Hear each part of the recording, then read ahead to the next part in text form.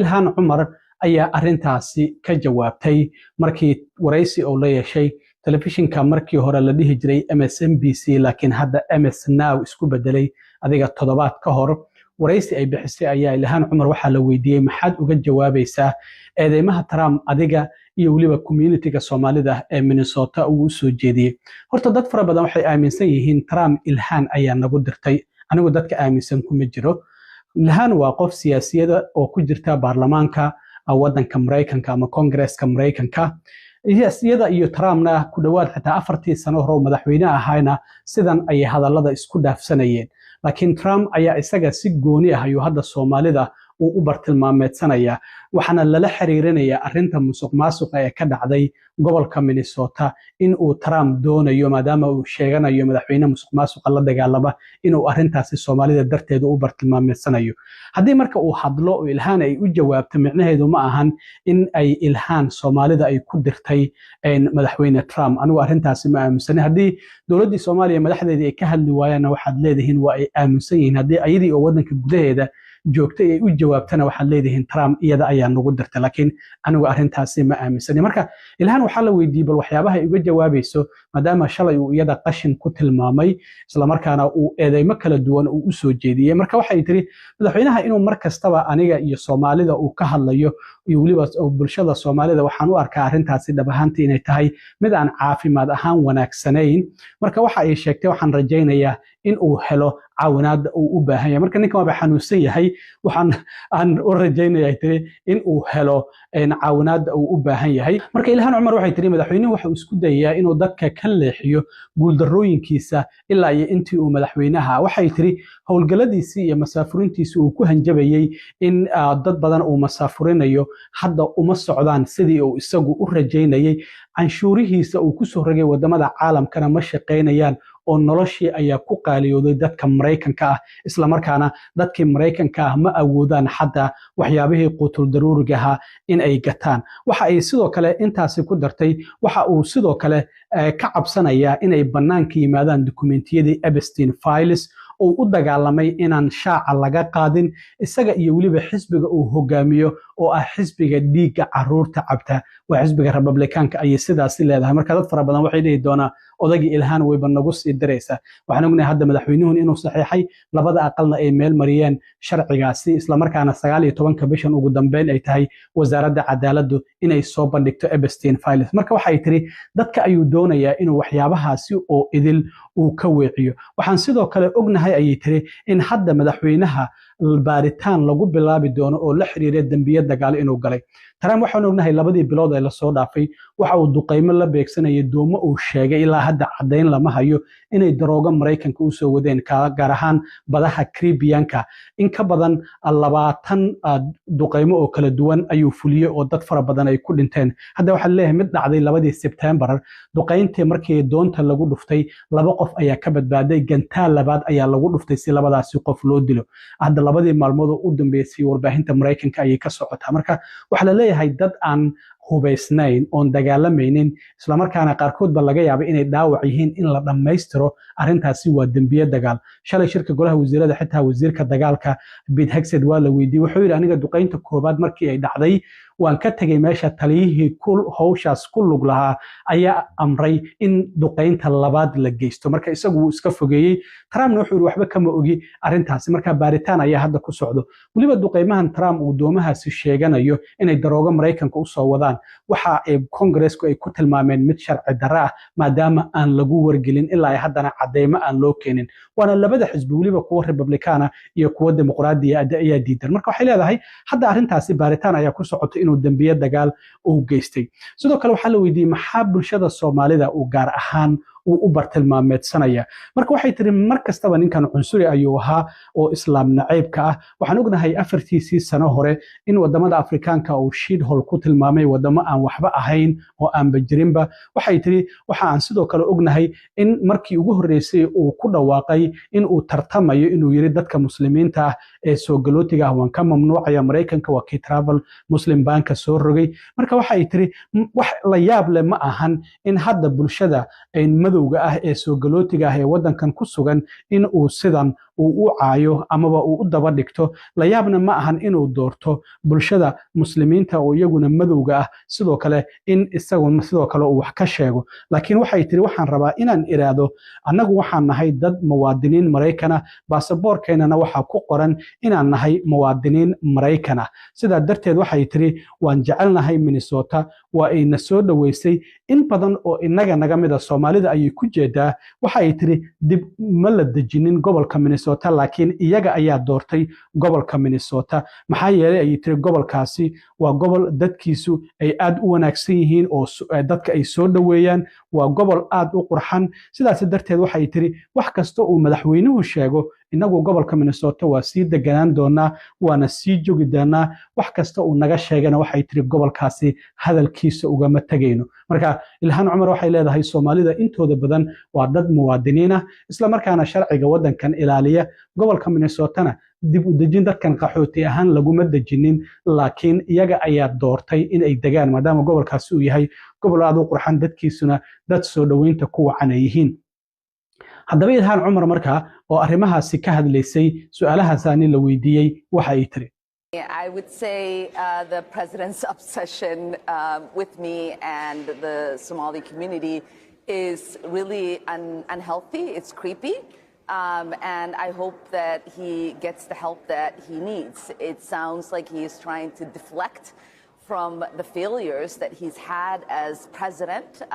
His immigration rates are not going in the way that he's expected.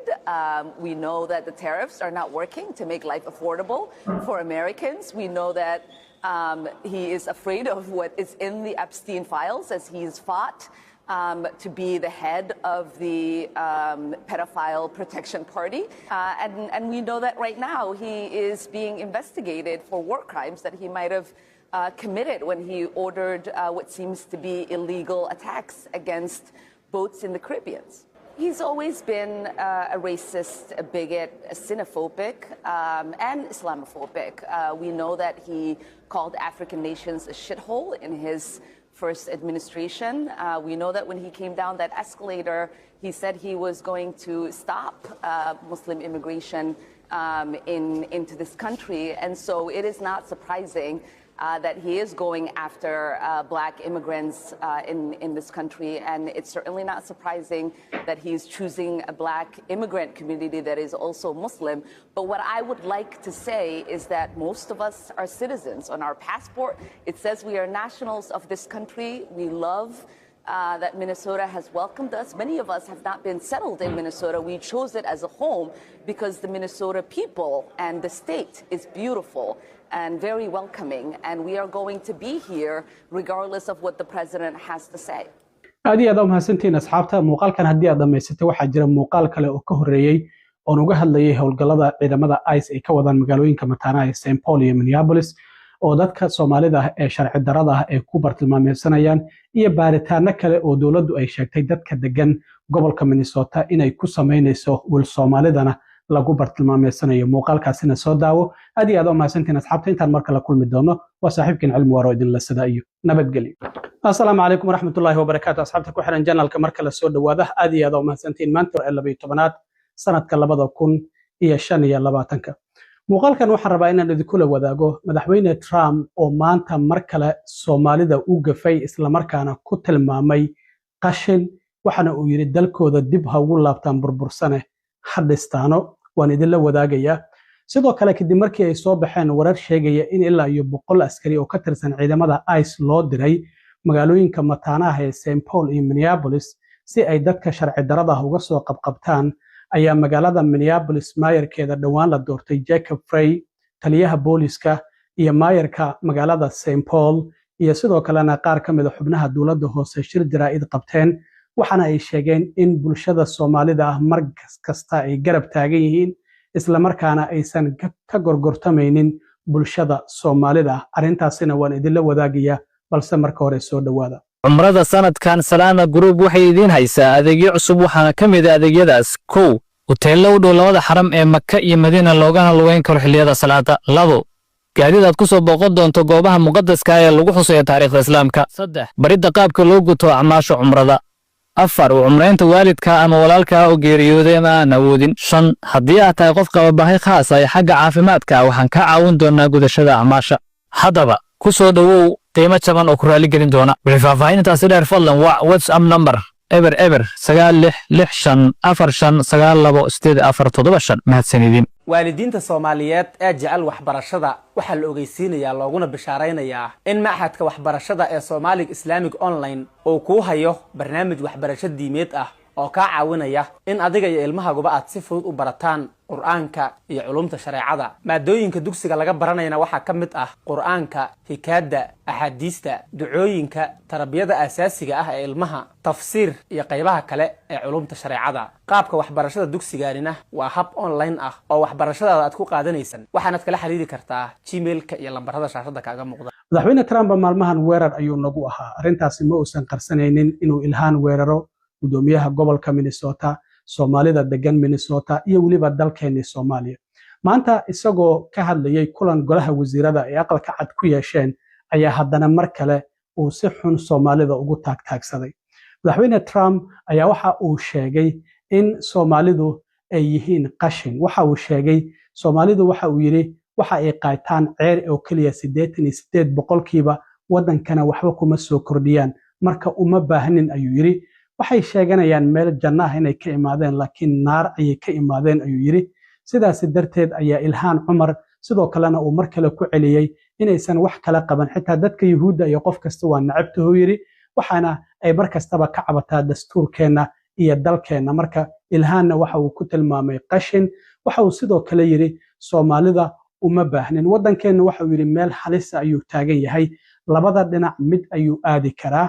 marka wuxuu yiri qashinka haddii aan sii qaadano oo ula jeedo dadka soo galootiga iyo waliba qaxootiga gaar ahaan Soomaalida oo hadda ula jeedo waxa uu yiri wadankeenu dhinaca xun ayuu aadi karaa. marka uma baahnin ayuu yiri Soomaalida wadankooda oo wadan aanba jirinba ah dib ha ugu laabtaan wadankooda burbursan oo iyaguna ay isdilayaan dib ha u dhistaan ayuu yiri. haddaba madaxweyne Trump oo arrimahaasi bal ka hadlayay codkiisa wax yar ila daawada. Somalia, which is barely a country, you know, they have no anything. They just run around killing each other. There's no structure. And when I see somebody like Ilhan Omar, who I don't know at all, but I always watch her for years. I've watched her complain about our Constitution, how she's being treated badly. Our Constitution, the United States of America, is a bad place. Hates everybody, hates Jewish people, hates everybody. And I think she's an incompetent person. She's a real terrible person. But when I watch what is happening in Minnesota, the land of 1,000 lakes, or however many lakes they have, they got a lot of lakes. But this beautiful place, and I see these people ripping it off.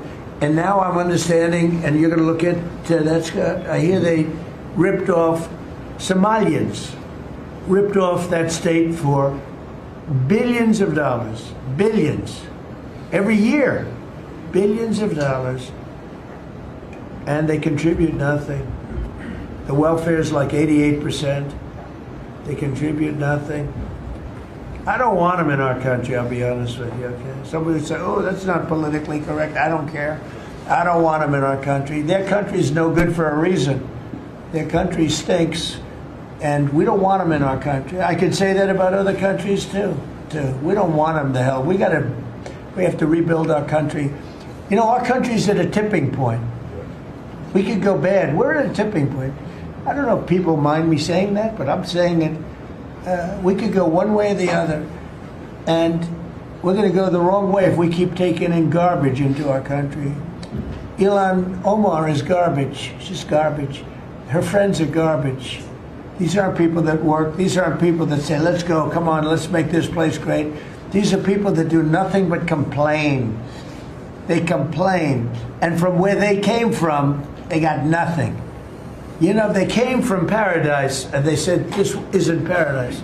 But when they come from hell and they complain and do nothing but bitch, we don't want them in our country. Let them go back to where they came from and fix it. sidoo kale warar soo baxay ayaa sheegay qaar ka mid ah warbaahinta Mareykanka ay qorayso in ciidamo aysa oo ilaa iyo 100 askari ah loo diray magaalooyinka St Paul iyo Minneapolis waa magaalooyinka mataanaha ilaa ay xalay muuqaalo midkan uu ka mid yahay ayaa la ii soo dirayay oo ah dad laga qabqabanayay Minneapolis dhexdeeda gaar ahaan 24ka hadda maanta wiilkan Soomaaliga ah oo magaciisa Cali ku sheegay ayaa la istaajiyay sharcigiisana la weydiiyay waxa uu yiri 25 sano ayaan wadanka Mareykanka joogay muwaadin ayaana ahay haddaba arrintaasi waxaa ka hadlay oo shir jaraa'id qabtay maayarka dhawaan la doortay ee Jacob Frey iyo sidoo kale maayarka magaalada Minneapolis waxaa sidoo kale maayarka magaalada St Paul Melvin Carter taliyaha booliska Brian O'Hare iyo Jamal Cusmaan oo dowladda hoose ee Minneapolis ka tirsan Jacob Frey maayarka dhawaan Soomaalidu ay sida aadka ugu codayeen isla markaana la yiri xitaa Soomaalidu waa ku kala qaybsatay walow arrintaasi aysan jirin ayaa si aad ah Soomaalida u difaacay isla markaana garab istaagay wuxuu yiri waxaan helnay warar macquul ah oo sheegay in ilaa iyo 100 askari oo ciidamada ICE loo soo diray magaalooyinka mataanaha ee St Paul iyo Minneapolis focuskoodana waxa uu yahay in ay sameeyaan howlgallo ay ku bartilmaameedsanayaan bulshada Soomaalida ee ku nool magaalada Minneapolis waxa uu sheegay community-ga Soomaalida ayaa waxa uu ku yiri waan idin jecelnahay waana idin garab taagannahay waxaana sidoo kale uu sheegay in garab istaagaasi uu yahay mid dhagax ka adag waxa uu yiri mar kastaba garabkiina ayaa nahay waxaan ku faanaynaa Minneapolis ay ku faanaysaa ayuu yiri in ay gurigiina tahay isla markaana ay tahay halka ugu badan ee Soomaalida ku nool Mareykanka ay ku nool yihiin waxaana uu sheegay in ay ku jiraan kuwa ganacsata ah iyo sidoo kalena kuwa ka faa'iideystay dhaqanka iyo waliba dhaqaalaha wadankan Mareykanka waxa uu sheegay in la bartilmaameedsado community-ga Soomaalida ee ku nool Minneapolis in ay tahay xadgudub la sameynayo iyo waliba qalad la galayo waxaana wuxuu yiri waxaan doonayaa inaan cadeeyo taasi micnaheedu waxa ay tahay in muwaadiniin Mareykan ah la xiri doono iyadoo lagu sabab looga dhigayo in ay u eg yihiin Soomaali oo kaliya wuxuu yiri taasi hadda ma dhici doonto weligeedna ma ahaan doonto sifa sharciya oo dadka Soomaalida ah lagu bartilmaameedsado waxa uu sheegay in muddo sanado ah Soomaalidu ay ku soo kordhiyeen gobolka Minnesota dhaqaale aad u fara badan oo dunta dhaqaalaha ay ahaayeen waa dad shaqo adag ayuu oo si aad ah u shaqeeyo hogaamiyaal ay leeyihiin waxaana Minnesota ay ka dhigeen meel wanaagsan ayuu yiri waxa uu sheegay in aan horay loogu soo sheegin howlgaladan bartilmaameedka ah ee ciidamada ICE ay ka sameynayaan magaalooyinka mataanaha ee Minneapolis iyo St Paul laakiin marka la yiraahdo targeted operation macnaheedu waxay tahay meel ay og yihiin ay doonayaan inay galaan ama maqaayado ama guryo ama goobo shaqo ama goobo ganacsi ahaadaan marka xalay ilaa iyo maanta howlgaladaasi waa laga dareemayay magaalooyinka mataanaha ee St Paul iyo Minneapolis marka waxa uu sheegay waxaan idin ballan qaadaya ayuu yiri bulshada Soomaalida inaan mar kastaba aan garabkiina taaganahay isagoo arrimahaasi ka hadlayay maayarka magaalada Minneapolis Jacob Frey waxa uu yiri We are here to respond to a number of credible reports from several media outlets relaying that there are as many as 100 federal agents that will be deployed to the Twin Cities with a specific focus on targeting our Somali community. To our Somali community, we love you and we stand with you. That commitment is rock solid. Minneapolis is proud to be home to the largest Somali community in the entire country. They've been here for decades in many instances. They're entrepreneurs and fathers. They benefit both the culture and the economic resilience of our city.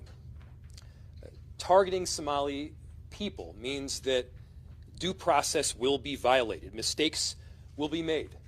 And let's be clear, it means that American citizens will be detained for no other reason than the fact that they look like they are Somali. That is not now and will never be a legitimate reason. For decades, the Somali community has added greatly to our city. The economic fabric, their hard work, their leadership, it has made Minneapolis a better place. We are not given advance notice or inside information about these kinds of operations. But here's what we can promise. We will not compromise our values here in Minneapolis. Our values and our commitment to the Somali community, to every community of immigrants and people in our city, is rock solid and will be unwavering. maayarka magaalada Minneapolis Jacob Frey waxa uu sidoo kale sheegay in ka badan 80,000 oo Soomaali ay ku nool yihiin magaalada Minneapolis dhammaantoodna waxa uu yiri waa muwaadiniin Mareykan ah iyo kuwa sharci leh marka waxa uu xaqiijiyay in ciidamada booliska ay sidoo kale aysan la shaqeyn doonin hay'adahan ama ciidamadan federaalka ah ee yimid magaalada Minneapolis waxana uu sheegay in shaqaalaha dowladda hoose ee Minneapolis aysan weydiin doonin dadka Soomaalida ah in ay sharci leeyihiin ama inaysan sharci lahayn su'aashaasi maba weydiin doonaan ayuu yiri waxana uu sheegay in dowladda hoose ay sameysay waxana uu sheegay in magaalada Minneapolis ay leedahay qareeno si bulaasha dadka ugu adeegaya marka haddii aad adigu u baahan tahay qareen ama qof familkaada u baahan yahay ama qof aad jeceshahayba waxa uu yiri website-keena gal ama la soo xiriir nambarka 311 waxaadna heli doontaa qareen ku matala waxa uu yiri sidoo kale waxaan maalmahanba qaybinaynay xuquuqda dadku ay leeyihiin in loo sheego marka wuxuu yiri waxaad xaq u leedahay in aad aamusto oo aadan hadlin haddii ciidamadan ICE ay ku qabtaan waxaad xaq u leedahay qareen aad la xiriirto isla markaana aadan saxiixin wax waraaqaha iyadoo qareenkaada uusan kula joogin albaabkaadana aadan furin iyadoo wax warranty ah oo waraaqa aan lagu tusin ayaad xaq u leedahay marka waxa uu sheegay in bulshada Soomaalida ay mar kastaba ay garab taagan yihiin garabkoodana ay yihiin waxana uu sheegay in bulshada Soomaalida ee ku nool Minneapolis mar kastaba ay garabkooda taagan yihiin isagoo arrimahaasi ka hadlayna mar kale waxa uu yiri Our police, many of whom are Somali themselves, are trusted partners in keeping people safe. They will not collaborate with any federal agency around doing immigration enforcement work. Our city staff and our law enforcement will not ask the question as to whether an individual is documented or not. And by the way, there are more than 80,000 Somali people living in Minnesota. Almost all of them are both documented and citizens. And the city has worked with community partners who have compiled Know Your Rights information. And so here's what we know. You have the right to remain silent and you have the right to a lawyer. You can refuse to sign documents until that lawyer is present.